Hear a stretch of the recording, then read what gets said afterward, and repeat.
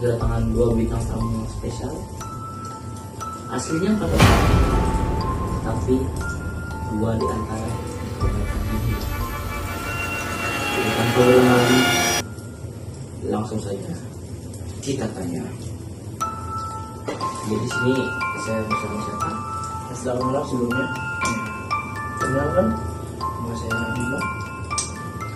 Dan teman saya ini adalah Rama. Kamu. Ya, Ini kok dilihat kan dia kayak misterius. bukan misterius sebenarnya. Dia ini lebih ke anak itu lebih pendiam. Cuma dia itu bisa merasakan hal yang kita tidak bisa lihat, dan dia juga bisa melihat. Ya, itu. Jadi dia ini anaknya lumayan pendiam. Jarang ngobrol, jarang berinteraksi lah. Jadi saya merasa penasaran. Jadi boleh kita ulik lagi sampai dalam, mulai dari Saya sendiri ya. Background Background. saya, backgroundnya. Jadi ini saya ini suka dengan hal-hal yang di luar nalar, ya, hal-hal yang manusia biasa tidak bisa melihat. Jadi sebenarnya sih saya nggak bisa melihat hal-hal seperti itu, tapi saya bisa merasakan hal-hal yang ada di sekitar kita, tapi kita tidak tahu. untuk saya kenal dulu. Oh, boleh. Lama. Ini kenapa ya? Emang kayak gini anaknya. Jadi aku sama Rama udah berteman dari kecil. Nah, kenapa sih Rama nih jadi pendiam ini? Jadi bisa saya cerita sedikit? Boleh. Ini sebenarnya sama Rama ini udah temenan dari kecil. Bapak dari bayi malah karena kita kan di dekat rumahnya. Jadi dulu tuh Rama tuh orangnya sangat ceria. Suka bercerita, senang. Tapi dari kecil dia emang sudah bisa melihat. Bisa Indigo, melihat. Ya, indigo bisa bilang itu. Itu bisa melihat hal-hal yang kita nggak bisa lihat. Dan itu juga saya bisa merasakan dari kecilan. Nah, jadi waktu itu kita berumur 6 atau 7 tahun itu, saya lupa. Rama ini sebenarnya ceria. Jadi itu pada waktu sore kalau nggak salah. Sore itu kan anak-anak masih main gitu kan, masih suka main. Jadi saya dan Rama ini mainlah di dekat komplek, dekat sungai. Dekat itu ada sungai. Jadi kita nggak main bukan berdua aja. Itu ada 2 anak gua, cowok bermain lah berempat. Jadi Rama ini memiliki trauma sebenarnya. Iya, trauma. Jadi waktu kita main di sungai, Rama ini melihat makhluk yang lumayan menyeramkan. Rumah kosong. Oh ya, melihat.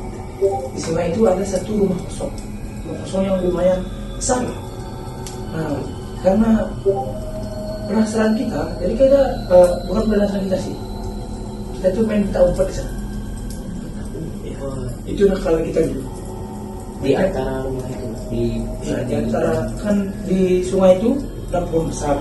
Di belakang pohon besar itu ada rumah kosong yang udah ya sekitar 15 tahun, 16 tahun kosong. masa berapa lagi? Ya, kalau sekarang udah berapa ya? 20. Belum ya. Tuhan sudah mengambil rumah kosong. Bisa diingatkan? Jadi salah satu teman kita tuh hilang di rumah kosong. Nah, jadi ceritanya kenapa bisa hilang?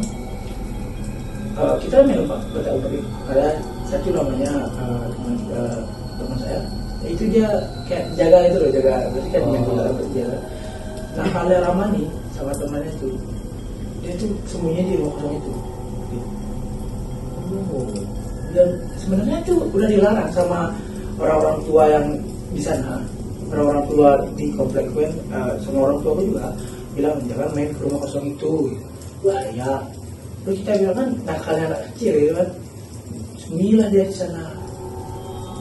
Sama temannya. Ya sama temannya. Terus Rama itu saat sembunyi dia berdua sama yang bilang tadi yang bilang tiba-tiba aja emang gitu kan dia.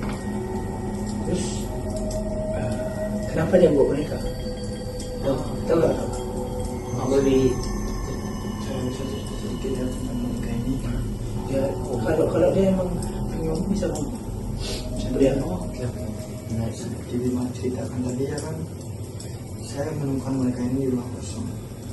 Waktu teman saya hilang, saya nggak tahu kenapa teman saya hilang. Tapi saya sedikit kangen dengan teman saya, dan saya menemukan boneka ini di sekitaran pojok rumah. Nah, pas, Di rumah. pas, ya pas. Kenapa? Temannya Rahmat teman kita ini lah, kita ketemu ini. Bonekanya tetap bersih sampai sekarang. Mau kita kotorin tetap bersih. Dulu kan anak-anak ya, kita kan suka kotor sampai sekarang masih bersih. Saya juga nggak tahu. Saya anggap Ya Rahmat cerita ya. saya anggap teman saya ini dari kecil. Sebenarnya saya sedih ini karena ketinggalan teman saya yang sangat dekat dulu sebelum teman saya ini. Saya aman, saya akan jadikan boneka ini sebagai kenangan. Oh, jadi itu asal boneka. Ya, Dan kenapa Rama jadi pendiam? ya itulah. Tapi saya percaya dan Rama ini pernah melihat temannya di dalam boneka ini. Karena kan kita tahu sama-sama ya, boneka itu adalah satu tempat yang bisa didiami oleh Media lah ya media yang bisa dijadikan rumah. Oh, oke. Ya sih. Saya juga dengar itu. Dan Rama ini pernah melihat seperti kalau kita orang awam bilangnya jin koin. Oh, ya. Jin koin yang mendiami si boneka ini. Tapi sampai sekarang saya nggak pernah ketemu sama teman saya lagi yang hilang di rumah saya. Saya masih tidak bisa. Itu sebenarnya masih banyak kejadian, cuma karena ini waktu udah ya kita juga mau explore, kita mau explore juga nanti. Ini dekat di sini bertiga. Bertiga lagi? Ya bertiga, jam 3. Bertiga jam 3. Ya. Oh ya, kebetulan tanggal 3 ya. Oke. Tidak bisa menambah sedikit. Kamu ngerti dong gimana? Oke. Baik penonton, jadi begitu saja podcast hari ini. Mohon maaf, ini bintang tamunya ada kegiatan explore lah ya, explore. Jadi begitu saja podcast hari ini, saya tutup dengan say goodbye. Dadah.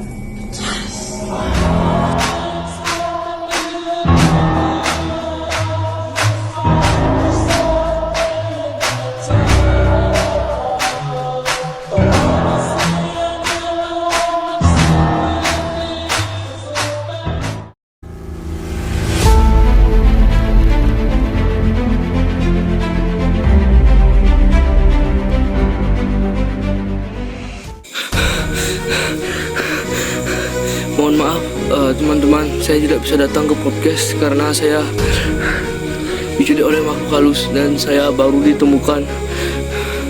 Saya diculik tepat di sungai saat saya lagi mancing dan saya ditemukan mengapung di air bagai tai yang mengapung. Mohon maaf, ini saya baru ditemukan dan saya mengatur nafas. Saya ditemukan oleh warga mengapung di air. Mohon maaf sekali tidak bisa datang ke podcast. Halo teman-teman,